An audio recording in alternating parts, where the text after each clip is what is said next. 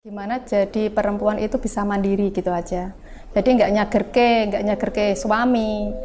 Jadi gimana caranya bisa mendapatkan uang sedikit aja buat membantu suami.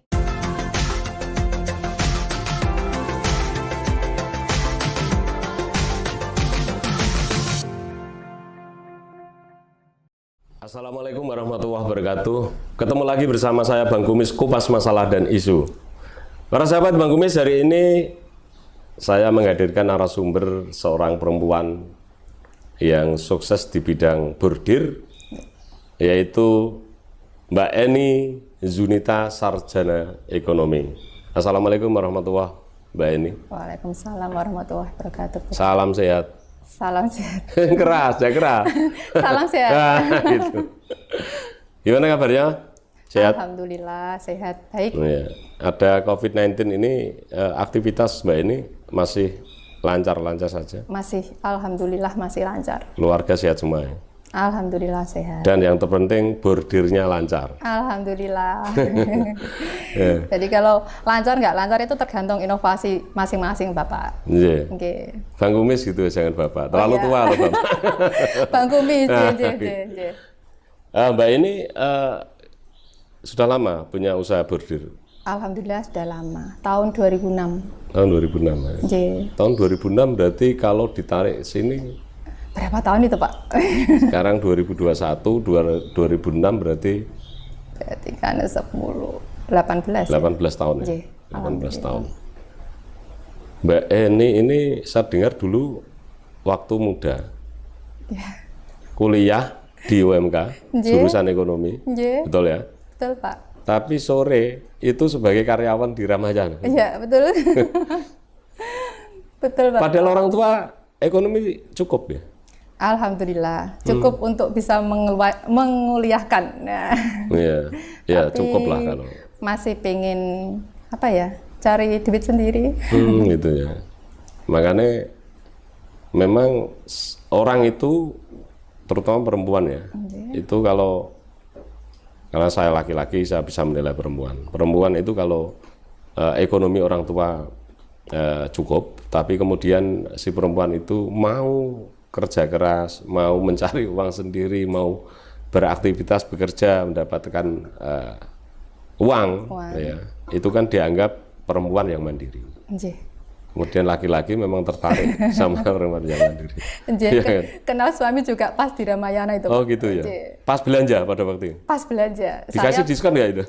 Ya enggak boleh gitu toh Pak. Saya pas waktu itu kasir. Oh. Kalau Bapak sekarang di KPU ya? Oke, Bapak sekarang sekretariat KPU. Ya mungkin saya pernah ketemu, tapi ya mungkin entah kenal entah enggak. Sampai sekarang ini saya kesini belum ketemu sama. Ini pas kerja Bapak. Suami gitu ya. Ya. Kemudian di Ramayana itu lama jadi? 3 tahun, karena saya harus berhenti untuk melanjutkan kuliah Akta 4 waktu itu. Di Unisula Bapak. Unisula. Jadi waktu udah lulus UMK, saya kan masih kerja di Ramayana. Udah kerja di Ramayana 3 tahun, itu pengen jadi guru. Jadi saya ambil Akta 4 di Unisula selama 1 tahun. Enggak konsisten berarti? Enggak konsisten. S1-nya ambil ekonomi, kemudian? Ya konsisten sih Pak, saat itu kan saya ambil jurusannya juga ngajarnya IPS sih. Oh gitu. Sama enggak sih itu? Enggak connect. Enggak connect ya. Tapi kalau ekonomi itu kan memang perempuan memang harus tahu ilmu ekonomi. Karena yang megang uang perempuan, yang membelanjakan perempuan. Pokoknya perempuanku tukang ngentekno duit. Soalnya saat itu kan Bapak itu pengennya saya itu enggak boleh kerja di kantor. Oh gitu. Jadi harus melanjutkan usaha orang tua. Jadi mau tidak mau saya harus kuliah di UMK dan tidak boleh kuliah di luar Kudus Pak. Coba bayangkan. Padahal cita-cita pengen kuliah di Jogja. Lah Bapak kan saya anak perempuan satu-satunya. Jadi nggak boleh keluar dari lingkungan Kudus. Sampai jodoh pun ditentukan. Nggak boleh orang yang di luar Kudus pokoknya. Berarti Mbak ini paling cantik ya? Di antara anak-anaknya? Di antara anak-anaknya, oke. Orang tua. Iya Pak. Iya.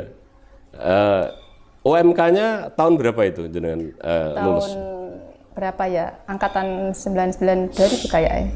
2000 ya? Nggih.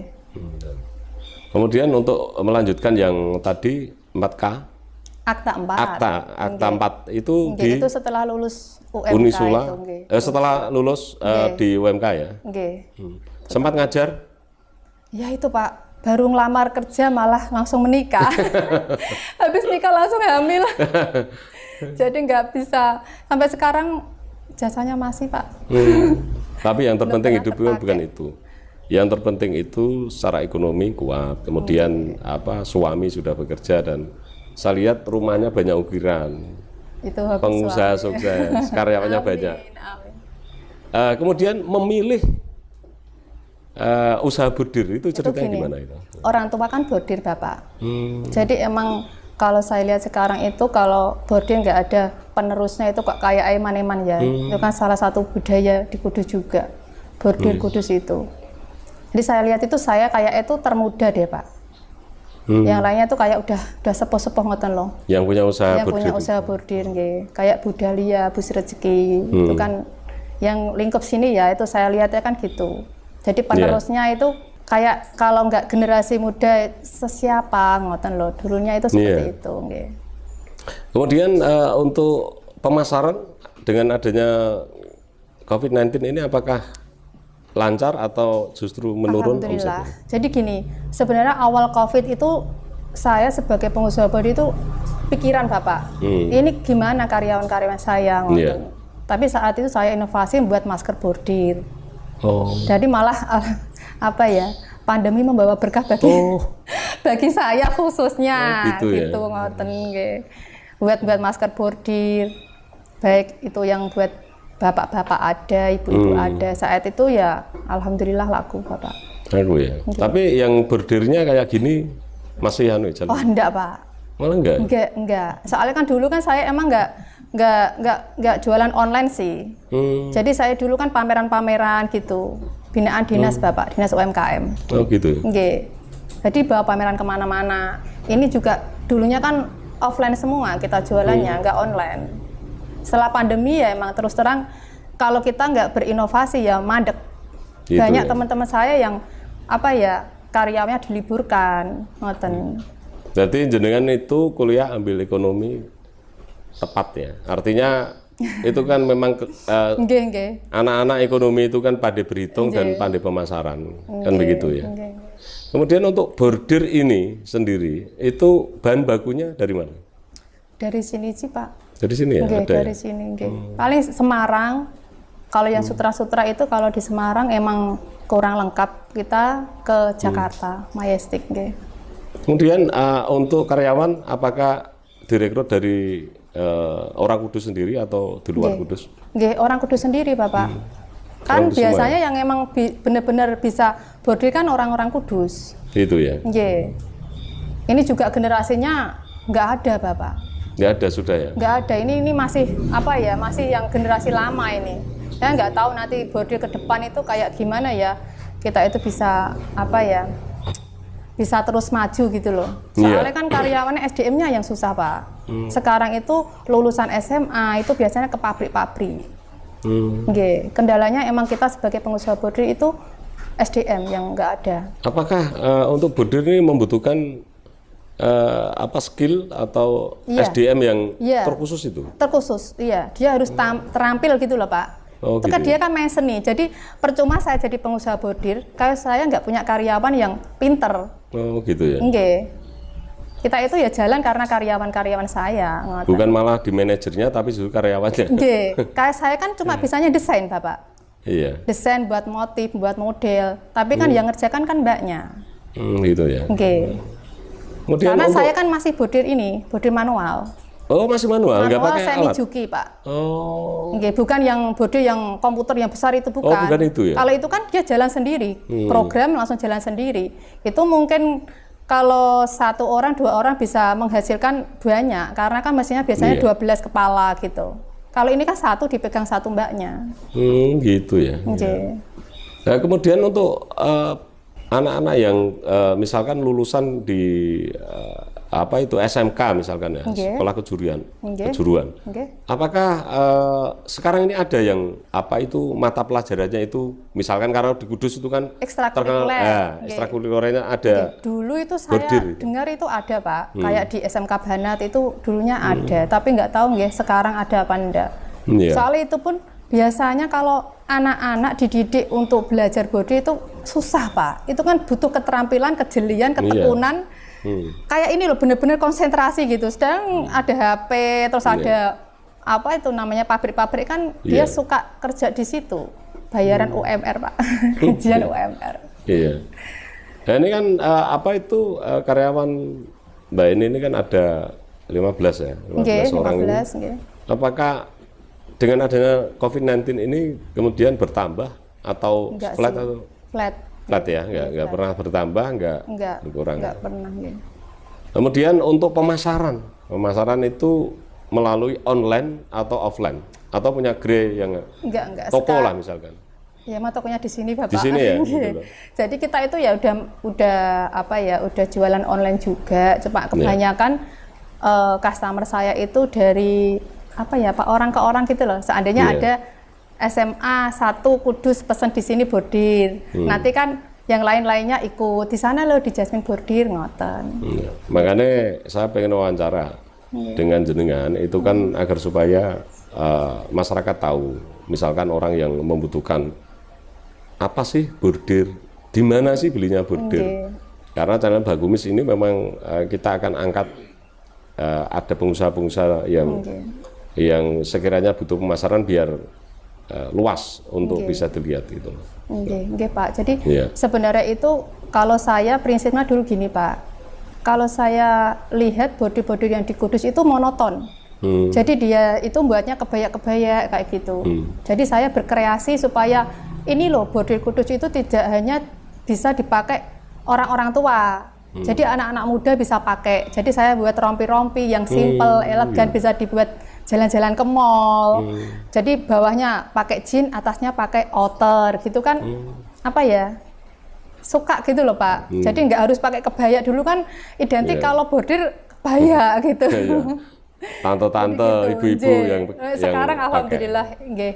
Kayak rompi-rompi saya itu udah jadi dinas terkait itu taunya Mbak Eni bordir itu ya buatnya rompi. Gitu Pak. Nggih. Namanya bordirnya itu Jasmine ya. Nggih. Ini Jasmine Itu Jasmine itu dari orang tua. Dari orang tua Bapak, nggih. Itu ya.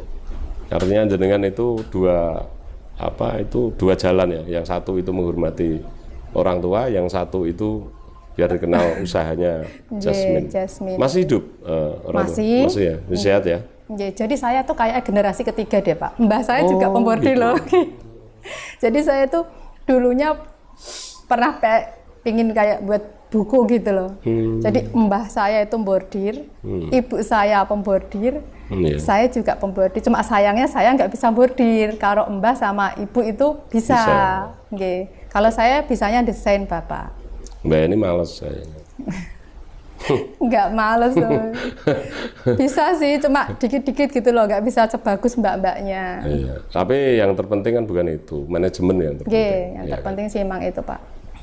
Kemudian kan jenengan itu kan dulu pernah jadi karyawati di Ramayana. Saya menitik beratkan di situ begini, masyarakat itu kan menilai dari seorang yang sukses itu kan kadang dilihat ketika sukses. Padahal prosesnya dia nggak tahu. Nggak tahu kan? Ya itu tadi di samping kalau perempuan itu anaknya orang yang ekonominya cukup kemudian masih mau bekerja, itu laki-laki itu memang suka perempuan yang kayak gitu. Gitu ya Pak. Iya, di sisi lain memang ini untuk apa agar supaya cerita anak cucu nanti itu bahwa jenengan pernah jadi karyawan. Saya pernah jadi karyawan. Jadi waktu istirahat di Ramayana dulu jam 3 saya masih ingat harus saya berangkat bawa dagangan dari rumah. Saya titipkan di parkirnya Ramayana, Pak. Itu yang yang berdiri itu? Iya, jadi saya tuh sambil jualan? Sambil jualan juga. Jadi saya waktu istirahat, kemana Mbak? Oh bentar ya, saya ke Kliwon Pak. Kayak gitu, store dagangan saya gitu. Jadi nanti pulang ya kadang teman-teman Mbak nitip kemana ke Kliwon ini ya udah seneng Pak. Jadi ya apa ya disyukurilah. Capek sih. Iya. Kalau pulang kadang Ramayana dulu pulang kalau kasir itu kan bisa sampai malam Pak. Kalau Lebaran itu loh. Iya. Jadi pernah nangis sendiri soalnya dulu itu penerangan nggak ada ini. Iya. Waktu aku masih Tahun berapa muda. itu? Tahun berapa ya Pak? 2003-an ya. 2003. Nggih. 2003 itu Nggih. setelah reformasi ya 4 tahun. Ya itu pokoknya jalan arah Jember ke sana masih apa ya lampu-lampu ada, nanti kesininya udah sepi, Iya. gelap gitu loh Pak. Tahun 2003 Ramayana belum ada, yang ada Matahari sudah ada. 2002 udah ada Ramayana. Oh, 2002. Ingat dong Pak, saya kerja di sini. Oh ya, yang Matahari itu Nggih. tahun 91 kayaknya. Iya. Kalau 2002 sudah ada ya, betul. Nah, sampai sekarang misalkan ke Ramayana masih kenal manajer-manajer atau Sudah pada keluar Bapak. Sudah keluar ya, Nggih. ganti orang ya. Ganti orang nggih. Sekarang kan generasi muda yang dulunya ada yang ambil pensiun dini kayak gitu. Kemudian kita kembali ke usaha bordir itu. Nggih. Boleh nggak tanya omsetnya? Omset- Boleh dijawab, boleh dijawab, boleh nggak? Oke, omsetnya itu apa ya? Pokoknya cukup lah Pak. Cukup untuk apa ini? Cukup buat diri sendiri, buat apa ya? Ya ada sedikit banyak menyisihkan buat ini Pak, kaum duafa, anak-anak yatim gitulah, ada lah Pak. Aduh, Gitu loh. top, Cie. hebat, gitu. Pokoknya yang penting itu kan kita bermanfaat bagi orang banyak gitu aja Pak. Iya, artinya begini, memang apa itu kalau perempuan ya Kalau mau- ditanya omset bingung saya jawabnya. ya boleh dijawab, boleh tidak. Nggak dijawab ya nggak apa-apa. Ini kan privat ya, privat dari pendapatan itu kan nggak perlu dijawab. Tapi tanya kan boleh nggak melanggar hukum? Boleh toh? Pak. Kan Boleh. gitu. Kemudian untuk ke depan, apakah jenengan ini untuk bordir ini tetap menggunakan manual untuk produksinya atau nanti akan menggunakan yang sekarang pakai Komputer itu komputer ya? itu? Itu gini Pak, kalau saat ini emang planningnya ke depan harus itu Pak. Yang Gitu body ya? komputer itu harus. Hmm. Karena kita itu nggak bisa nyager ke SDM yang ada sekarang. Iya. Aku nggak tahu ya kira-kira 10 tahun yang akan datang itu mbak-mbaknya gimana itu. Soal ini kan kadang penglihatan itu pengaruh Pak. Iya. Nggih, penglihatan sama apa ya, tangan itu kan apa ya rada ndredeg gitu loh kalau sudah tua itu. Jadi dia tidak bisa stabil nanti gerak-gerakkan ini bentangannya. Ngoten. Tapi umur saya 52 tetap masih semua normal. Ya, nggak tahu. Dia kan gini terus loh Pak, Gitu. gini terus loh, kawet muda sampai sekarang. Tapi jenengan nggak pegang sama sekali itu. Apa? Tinggal nunjuk ini bikin ini. Iya, bikin jadi itu. kalau saya itu tugasnya setiap hari saya desain. Iya. Kalau pakai itu kalau ada yang pesan-pesan kayak gitu Pak, pengennya apa, terus Iya. saya desainkan. Kalau sudah saya desainkan, saya ambil benangnya yang cocok dari kain itu apa, gitu. Jadi nanti saya kasih mbaknya, Mbak ini pewarnaannya seperti ini, nanti ini dikasih ini, udah gitu. Itu tugas saya tiap hari Pak. Nggih. Ini kalau ramenya itu ketika menjelang Ramadan ya, biasanya kalau bordir. Jadi gini Pak, kalau bordir manual seperti saya itu nggak bisa ditarget itu bulan apa itu nggak bisa. Oh. Nggih. Jadi dia itu kan stabil di situ terus. Dia nggak bisa, oh ini Lebaran dapat segini, nggak bisa Pak. Gitu. Ya kekuatannya dia segitu. Bisanya kalau saya tambah karyawan. Oh. Nggih. Beda kalau konveksi. Konveksi itu kan ada masa kayak setelah Lebaran itu pasti sepi. Nanti mau menjelang Lebaran rame kan gitu. Kalau bordir kayaknya enggak tahu ya yang lain, cuma kalau saya seperti itu. Karena jenengan kan jenengan ini kan lulusan S1-nya itu kan ekonomi. Artinya kan jenengan menguasai di ekonomi. Kalau berbicara ekonomi itu kan berkaitan dengan pemasaran, berkaitan dengan produksi, berkaitan dengan hitung-menghitung gitu. Kan. Nah, artinya ketika jenengan punya karyawan yang 15 itu, ini kan kemudian konsumen menunggu. Artinya itu kan jenengan nggak pernah stok barang, tapi justru barang ditunggu konsumen kan begitu. Enggak sih Pak. Sistemnya seperti itu enggak? Enggak. Saya tetap stok barang. Oh gitu ya. Pokoknya saya itu gimana caranya biar karyawan saya itu kerja terus. Walaupun sepi, walaupun rame, dia pokoknya tuh kerja gitu loh Pak. Iya. Nggih. Intinya sih gitu. Jadi kalau pas sepi ya emang tugas saya emang harus nyetok barang. Iya. Nggih. Saya membayangkan gini, Mbak ini. Ketika tiap rumah di Kudus ini punya Karmen 15, ya kan? Seperti Mbak ini semua, masyarakat Kudus makmur semua, ya kan? Iya, Pak. Makanya ini menjadi percontohan ketika ada pengusaha apapun itu termasuk bordir itu kan menyerap tenaga kerja. Ini pihak pemerintah harus memang membantu agar supaya bisa berkembang gitu loh. Sebenarnya sih pemerintah itu kayak dinas-dinas terkait yang berkaitan dengan bordir itu sudah itu Pak, sudah bagus sih mengadakan pelatihan bordir itu pun ada kok. Gitu ya? Ada, cuma SDM itu yang dilatih itu biasanya dia keluar dari BLK lah, itu tuh tidak bisa langsung saya terima seandainya dia kerja di saya. Soalnya ini tuh butuh keterampilan yang sebulan 2 bulan tidak bisa langsung bisa Pak. Kalau di BLK itu kan paling 3 bulanan ya kalau tidak salah. Yang dulunya pernah ada program itu. Itu kayaknya tidak bisa deh. Itu lama kok. Jadi kalau saya itu di Jasmine itu keunggulannya kan emang saya mementingkan kualitas. Jadi kalau bordirnya yang biasa saja itu memang tidak saya terima Pak. Oh gitu ya. Saya nggak bisa memasarkan Pak. Jadi kalau yang biasa-biasa itu biasanya masuknya di Kliwon. Kalau produk saya nggak ada yang masuk di Kliwon. Oh gitu. Nggak ada produk saya yang masuk di pasar-pasar. Di mall berarti? Ya juga di mall sih. belum masuk di mall juga. Toko-toko ya? Enggak juga. Enggak. Jadi, langsung rumah? Langsung, Oh, konsumen langsung rumah ya? Langsung rumah. Oh gitu ya. Emang selama ini ya kuat-kuatan aja kita gimana cara kita untuk melayani customer sebaik mungkin lah Pak. Jadi caranya itu bisa buat langganan gitu. Terus kalau seandainya saya melayani seseorang itu maksimal, itu ini kan seneng Pak. Sana loh di Jasmine Bordir, mbaknya baik deh gitu.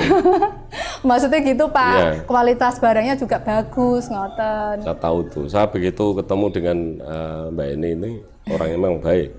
Baik ya Pak? Iya. Komunikatif, kemudian senyumnya itu lebih banyak daripada diemnya. Diemnya ya, oke. Emang itu yang penting apa? Dan nangis saya nggak pernah lihat nangis.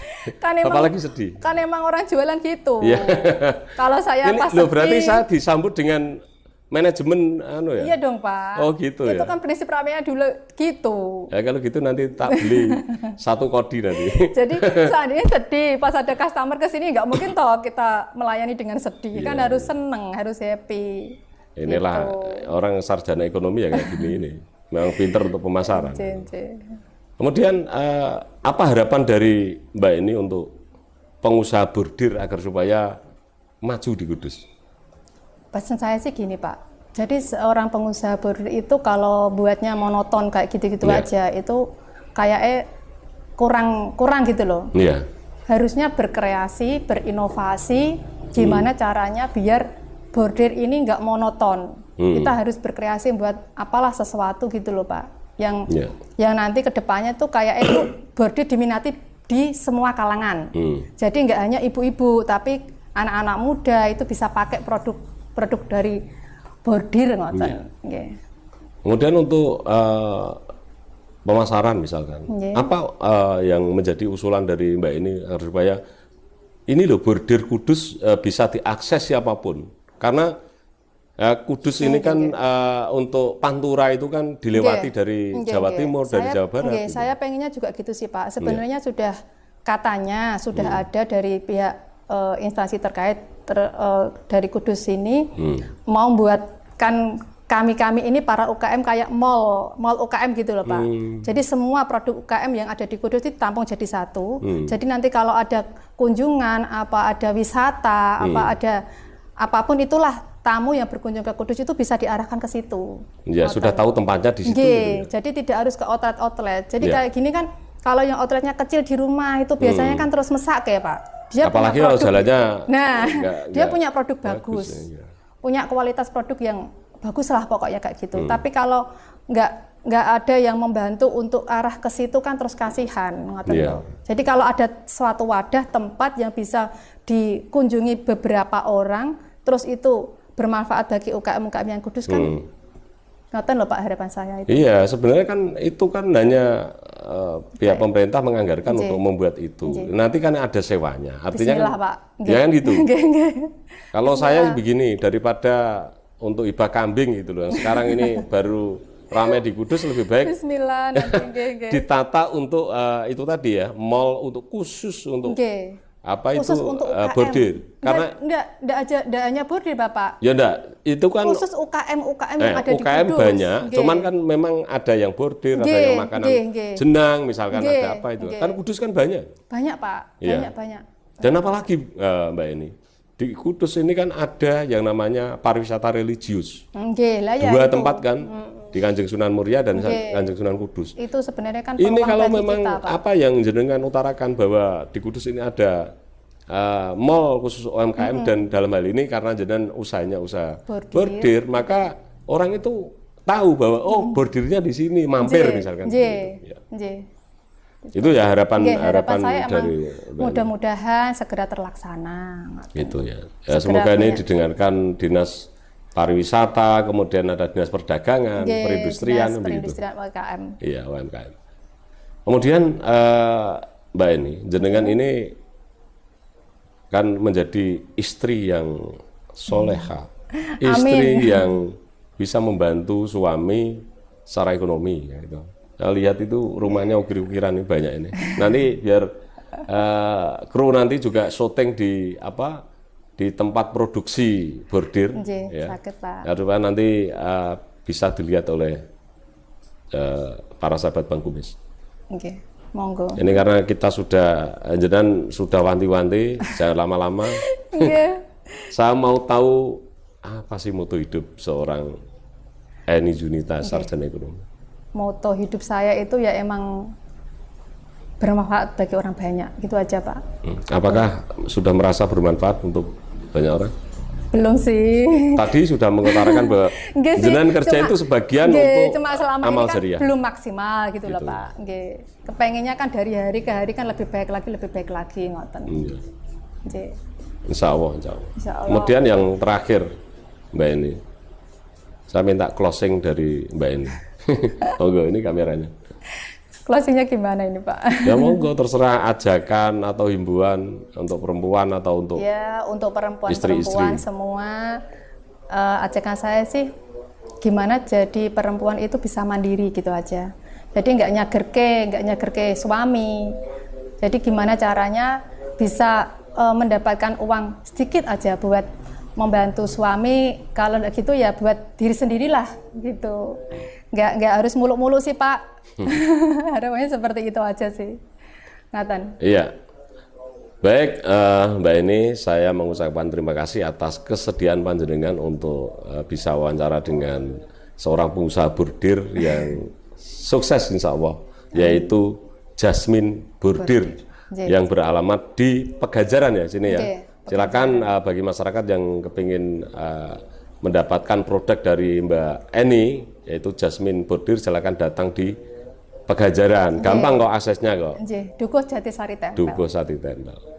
Dan saya mendoakan agar supaya Mbak Eni dan suami dan anak-anak diberi kelancaran dalam usaha, diberi kesehatan, dan diberi rezeki yang berlimpah dan barokah.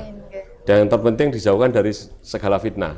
Amin ya, itu yang penting Pak. Dan apa yang menjadi cita-cita Mbak Eni dikabulkan oleh Allah Subhanahu Wa Taala. Ya Allah, amin ya Pak. Terima kasih Mbak Eni. Sami-sami. Baik, para sahabat Bang Kumis, itu tadi wawancara dengan salah satu pengusaha bordir, Jasmine Bordir, yaitu Mbak Eni Junita sarjana ekonomi. Semoga video ini bermanfaat untuk kita semua. Saya hanya sedikit berpesan bahwa ketika kita ingin tahu apa yang terjadi nasib kita di masa depan, yaitu apa yang kita lakukan hari ini. Saya Bang Kumis, terima kasih, sampai ketemu, salam sehat, wassalamualaikum warahmatullahi wabarakatuh.